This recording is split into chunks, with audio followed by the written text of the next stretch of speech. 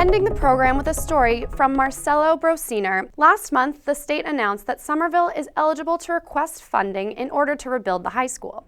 Marcelo asked teachers and fellow students what they thought.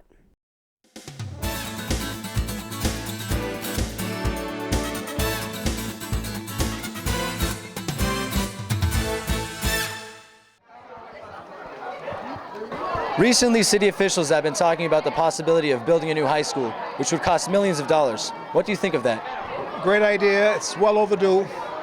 City's spent a lot of money on new schools over the last 10 years. I think we've been overlooked completely here. So it's about time, I would say. Absolutely. And what do you think about, and what makes you say that? The condition of the current high school, or just the age of the building? Or? The age of the building, condition of the high school, lack of space for activities.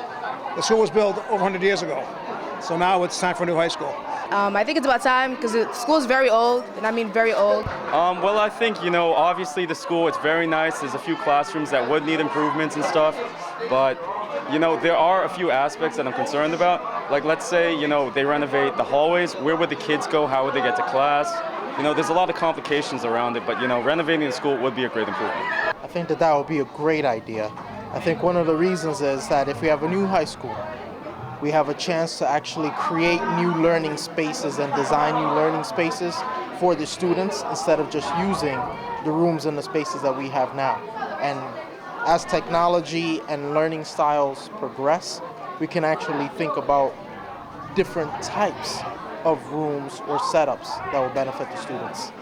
I don't think going as far as having a completely new high school is the way to do it. I think if we just renovated it a little bit, because it's a nice building. It's old and it's kind of falling apart. Like the floors are caving in and the ceiling's falling down, and plus we need a new heating system. It's either on or off. It's kind of a little too much or it's a little too less. We can look at the way that we design, like say a library or a computer lab or the actual classrooms, to be designed that if we do happen to get computers in the classrooms instead of having a lab, to actually look at those spaces.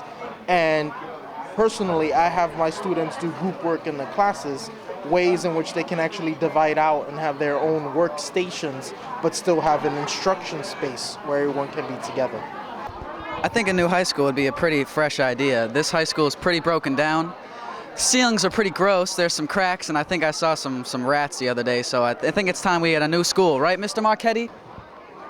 Even though the seniors here, we're not going to benefit from it, but coming back to see a nice high school for the generation to come, I think it's a great idea. Building a new high school will be a big undertaking. To learn more, we invited Somerville High School headmaster John O'Terry into our studio.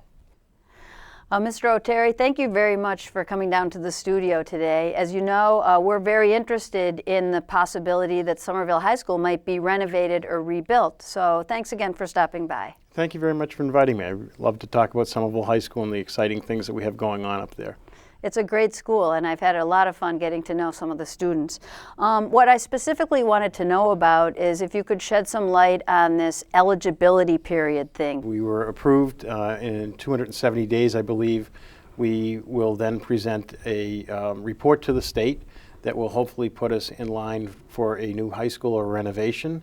There's a task force that's been commissioned by the city to investigate the feasibility of a new high school, either at a new location or a renovation of the existing high school. Yeah, I think we go into the line with other schools who are in the same eligibility period, and from there the state prioritizes the need and the urgency of what a school needs to be built in different municipalities in Massachusetts. That's correct. So it's important that we get a good study going. So Absolutely. Who's on the task force? Can you give us an idea? Is it the school board? No, it's a cross-section of people in Somerville. I know Tony Ciccarello from the school department is representing public schools. There's a school committee member, a couple people from the city, I believe the city engineer.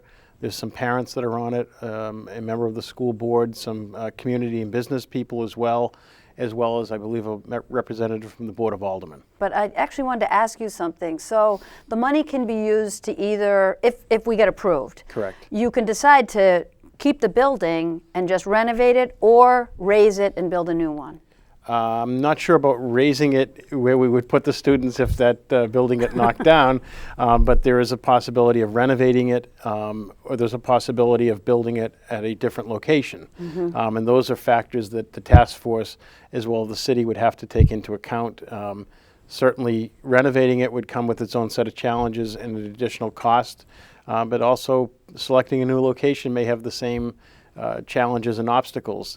You'd have to do some mitigation work potentially on where it is located with soil.